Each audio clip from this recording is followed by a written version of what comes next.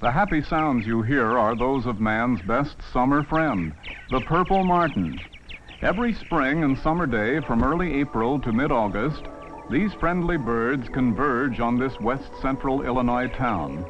First, a few scouts, then the more hardy and venturesome adult birds arrive, and finally hundreds of these blue-black feathered visitors come to spend their summer in Griggsville, Illinois. They have winged their way northward from the Amazon Valley of Brazil. And here in Griggsville, they will build their nests, raise their young, and help this community rid itself of what was once a very annoying and costly problem: mosquitoes.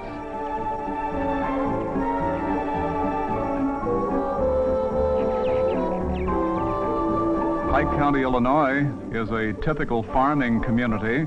The land abounds with fields of grazing cattle and sheep. In this free-rolling land, horticulture is a big business. Pike County produces some of the sweetest fruit in the nation. This community has always had a love for all birds. Here, for instance, is the largest cardinal feeding station in the world, the Griggsville Cardinal Feeding Center. The Griggsville community's love for birds begins this story. It is the story of how a small Illinois farming community came to be known as the purple martin capital of the nation.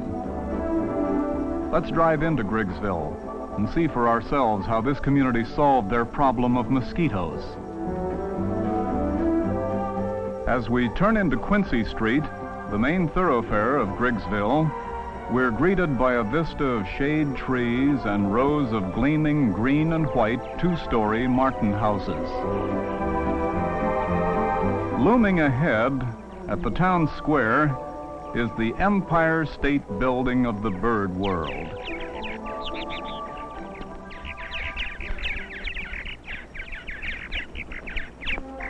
The Junior Chamber of Commerce in Griggsville in the spring of '62 decided to investigate methods of controlling mosquitoes and other flying insect pests, purple martins. The JCs consulted Dr. T.E. Musselman, a nationally known specialist in migratory birds. And it was decided that aluminum would be ideal for martin homes. The houses would be weatherproof, lightweight, easy to install, and need no painting. After the initial expense, the mosquito abatement program in Griggsville would be self-sustaining with little or no additional costs.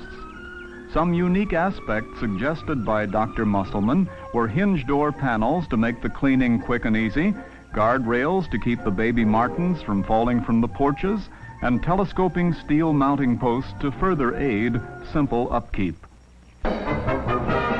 The big test came in the summer of 1964 at the Western Illinois Fair. Prize livestock on exhibit, cooking contests, and food concessions for the hungry visitors brought swarms of flies, gnats, and mosquitoes to the fairgrounds and to the adjacent park. Previously, the Fair Association spent large sums of money for chemical pesticides in order to control the invasion of these insects. But the use of these chemicals caused the food in the concessions and on exhibit to become contaminated, and racehorses put out to graze in the nearby fields became sick. So the Fair Commission decided to give the purple martins a chance to solve their problem. 12 aluminum martin houses were installed within the fairgrounds. Some were erected around the racetrack, others in the Midway area. Several houses were also installed in the adjacent park. By fair time, the homes were occupied. The purple martins began their work. The results were immediate and impressive. Usually, the heaviest concentration of insects occurred at the close of the fair. Hordes of flies and mosquitoes swarmed around the debris exposed to the hot summer sun once the tents were removed. The birds living at the fairgrounds were joined by many other martins from Griggsville. They swooped over the infested areas of the grounds, and within 48 hours, the insects were gone. the martins had proved themselves. The $600 worth of chemicals to destroy insects were never needed again. On the outskirts of Griggsville, the Jaycees, in cooperation with the company making the martin houses, installed various types of martin homes to observe them and learn more of their likes and needs.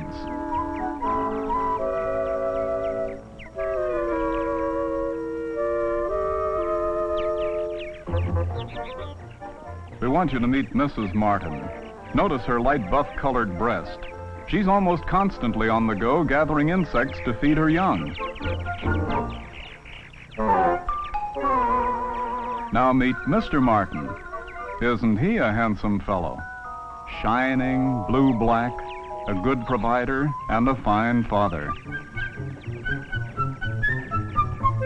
Junior Martin is just 1 month old, but he's already learning the facts of bird life. Mother and Father Martin have urged him to try his wings, but he has to pause for several rest periods. Mealtime at the Martin household is pretty much an all-day affair. It takes a prodigious amount of food to raise 3 or 4 baby martins from hatching time to flying age. The food of the martin is always flying insects, but the species will vary depending upon what is readily available. There's no evidence that these birds are selective. If there are mosquitoes in the area, that is what they will eat. Each adult martin gobbles down 2,000 or more of these pesky creatures every day. Now, here's a succulent tidbit for some lucky youngster. The feeding of the young is an endless task for the parent birds. They must make repeated forays into the air and return every few seconds with beaks full of insects in order to satisfy the tremendous appetites of the growing fledglings. Martins are extremely clean and tidy birds.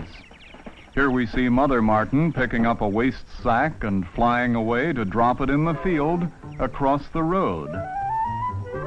Mrs. Martin returns to relax on her front porch. The birds seem to love the swaying steel poles and prefer them to stationary wooden posts. The purple martins even drink and bathe while on the wing. You'll not see them using a bird bath. These skilled flyers swoop in low over a pond or stream and dip their beaks into the water for tiny sips. If they wish to bathe, they simply lower their tail feathers and splash the water over their bodies. Purple martins seldom light on tree limbs, but sometimes young birds tire.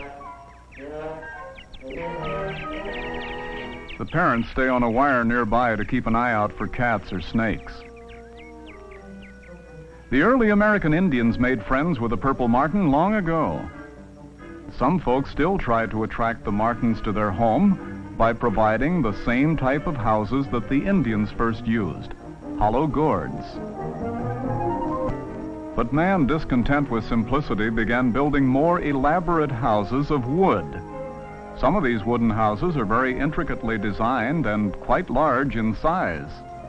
However, these heavy, bulky homes were almost impossible to clean and keep repaired. As they became dingy and dirty, sparrows and starlings moved in. Just imagine what a crew of men and equipment were needed to get that big wooden martin house on that tower.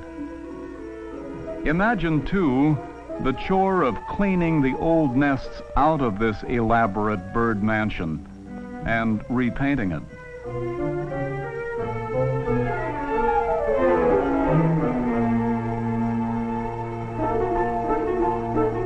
Here's what happens to a wooden martin house. It hasn't seen a martin family in many years. In Greencastle, Pennsylvania, martins returned year after year to nest in houses on utility poles. In the spring of 1965, the people of Greencastle painted these houses. When the purple martins arrived, they investigated their longtime summer homes, found them newly painted, and would not move in. Sparrows and starlings now occupy what were once homes for martins. In the early autumn, the purple martins wing their way south. Then it is the job of the Jaycees to clean out the martin houses.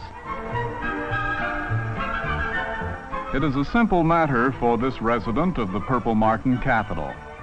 He quickly opens the hinged door and sweeps the nests out of the compartment.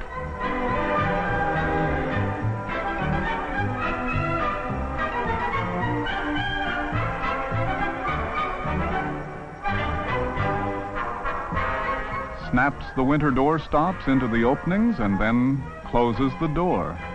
It's easily raised or lowered to a handy height. This Martin summer resort is now closed for the winter.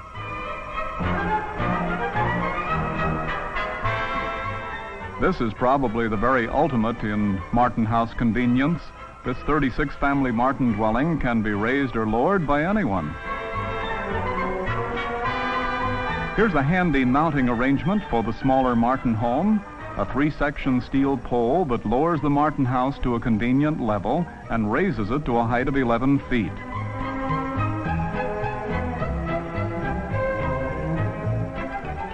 Before we leave Griggsville, the Purple Martin capital, let us consider this impressive fact.